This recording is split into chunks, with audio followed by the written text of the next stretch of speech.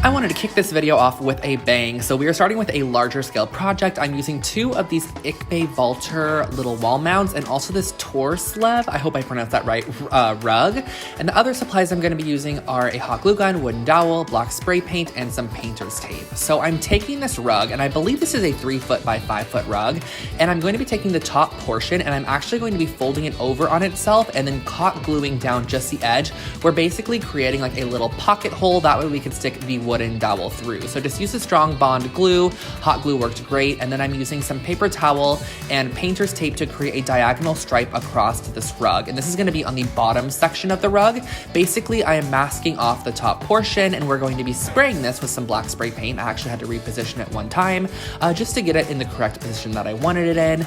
And then once you have that, I brought it outside and I used this 2x Rust-Oleum black spray paint that I used in my thrift flip video, and I'm just going to be spraying the entire bottom portion of this rug. Now, since this is going to be a wall hanging, I don't really mind that it's going to be like crunchy and textured. Of course, you wouldn't want to probably use this on your actual floor, but since it's the wall hanging, I figured it would just be totally fine to spray the bottom portion of this. And the great thing is that you can totally spray this with any color you like and really have like a coordinating wall tapestry. And I absolutely love the way that this looks when it is hung up. So I gave it a good coating. I had to go over it multiple times just because it was kind of splotchy. And then this is the cleanest reveal ever. I was worried, but look at this.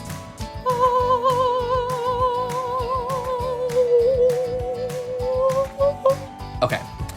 So that is what the bottom half of the rug looks like. And all you have to do to finish this off is just slip the dowel through the top portion, and then you're gonna mount the 2 wall brackets. And I just love how this is hung as opposed to a traditional tapestry. And this ended up costing about $36, which I think is great because it's pretty large scale.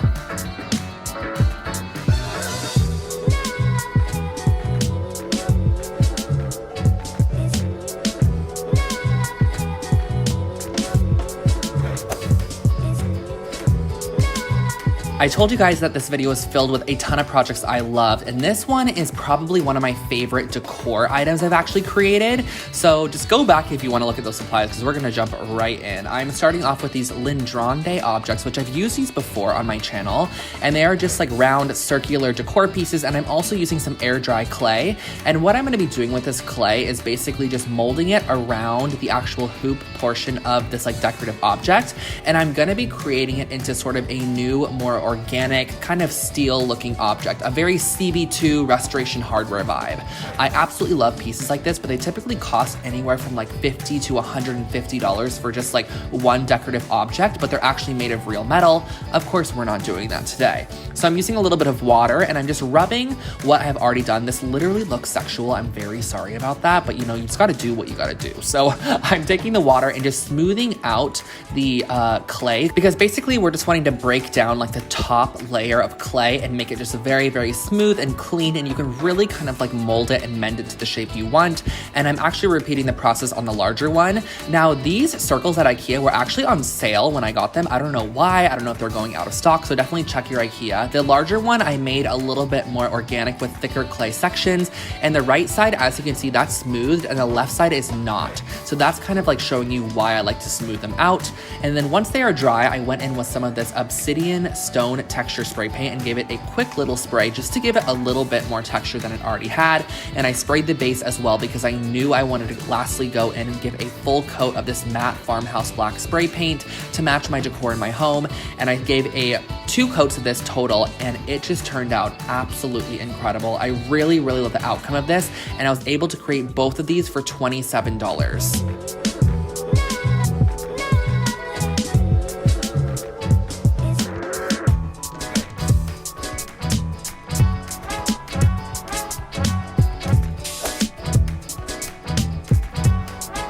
You know I had to create a super affordable project as well. So these are the overall, I think they're pot holders made of cork, and I'm also going to be using some assorted paints, macrame rope, and scissors. So the supplies are super minimal.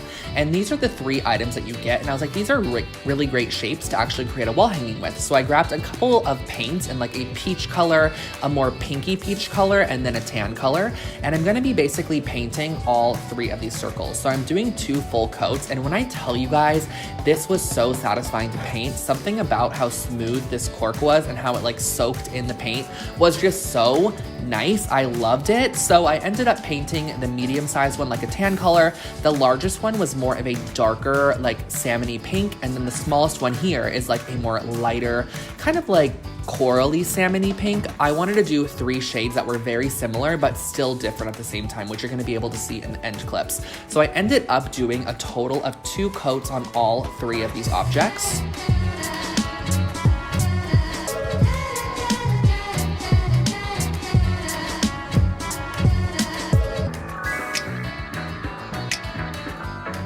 And of course, you could not forget about the back, so I went in and just gave just 1 quick coat to the back side since it wasn't gonna be shown anyways. I just wanted to make sure that it looked decent, of course, from all angles. And these are my 3 tones. So next what I'm doing is grabbing some macrame cord. I will link this below for you guys. And I'm cutting out 2 just random, probably like foot-long sections.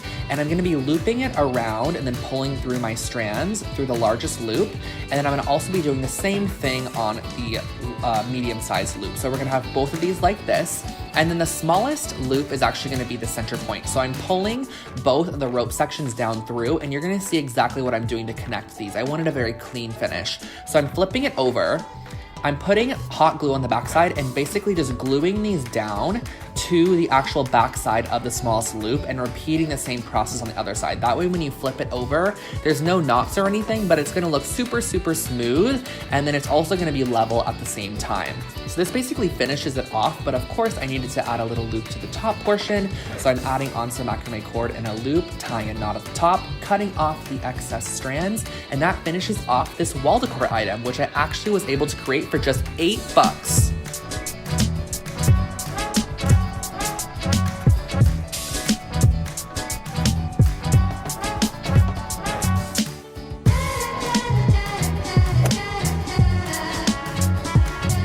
I always have to do like a little furniture item. So I'm starting off with 2 of these Dalskar wooden frames, and I'm also using what I think is a new tray to Ikea. It's like a restored wood looking tray, very West Elm, but for only $25.